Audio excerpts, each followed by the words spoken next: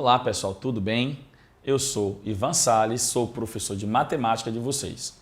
A nossa aula de hoje é para falar sobre os múltiplos e divisores. Vamos começar com uma pequena definição do que é múltiplo de um número. Se A é múltiplo de B, é o mesmo que afirmar que A é divisível por B. Ou seja, a divisão do número A pelo número B vai ter como resto o número 0. Vejamos um exemplo. Olha aqui, o 40 dividido por 8. A divisão do 40 por 8 tem como resultado o número 5 e o resto é 0. Dessa forma, eu posso afirmar que 40 ele é divisível por 8 e também divisível por 5. Posso também afirmar que tanto 8 quanto 5 são divisores do número 40. Veja que o mesmo não acontece na divisão do 35 por 8. A divisão de 35 por 8 não tem resto 0. Logo, 35 não é divisível por 8 e é o mesmo que dizer que 8 não é divisor de 35. Vejamos aqui alguns exemplos de divisores. Olhe, por exemplo, o divisor do número 2. O 2 tem como divisor o número 1 e o próprio número 2. O número 6 tem como divisor o número 2, o número 1, o número 3 e o próprio número 6. O que você pode perceber é que tanto o número 1 quanto o próprio número são sempre divisores do número considerado. Uma coisa a falar aqui é que eu coloquei dois tipos de números aqui.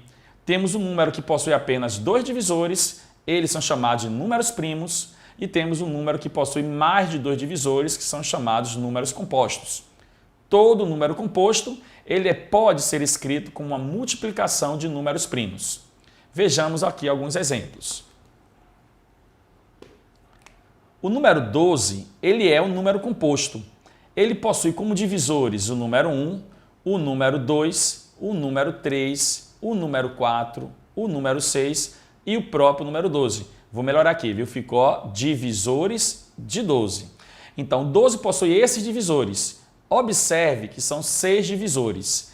Eu vou escrever o 12 como uma multiplicação de números primos, já que pela definição de número composto, ele pode ser escrito como uma multiplicação de primos.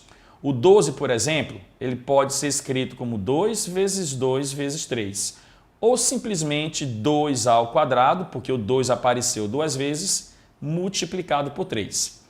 Observe aqui, olha os expoentes. Olha o expoente do 2, olha o expoente do 3. O 2 ele possui como expoente o número 2 e o sucessor desse expoente é o número 3. O sucessor do expoente do 3 é o número 2. O produto dos sucessores dos expoentes determina a quantidade de divisores que tem o número. Então, observe que o 12 tem 6 divisores e podemos encontrar que o 12 possui 6 divisores apenas multiplicando o sucessor dos expoentes desse número. Tá bom? Vejamos aqui uma questão que caiu no Enem. A questão diz o seguinte: durante a Segunda Guerra Mundial, para decifrar as mensagens secretas, foi utilizada a técnica de decomposição em fatores primos, que é escrever o número com uma multiplicação de números primos. O número n ele pode ser escrito como 2 elevado a x multiplicado por 5 elevado a y multiplicado por 7 elevado a z. Observe que esses números x, y e z, a questão diz que são números inteiros não negativos. A questão diz que o número n ele é múltiplo de 10 e não é múltiplo de 7, tá bom? Então, ó, o número de divisores de n diferente do próprio n é...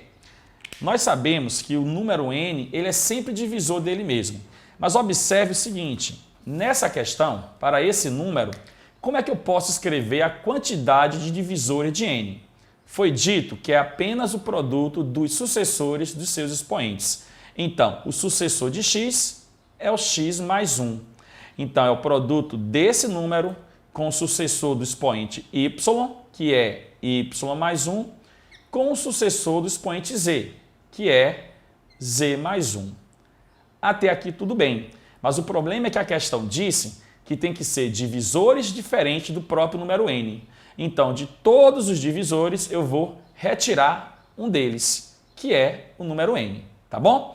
Então, assim, espero ter sido claro para todos vocês, espero ter ajudado e até a próxima aula.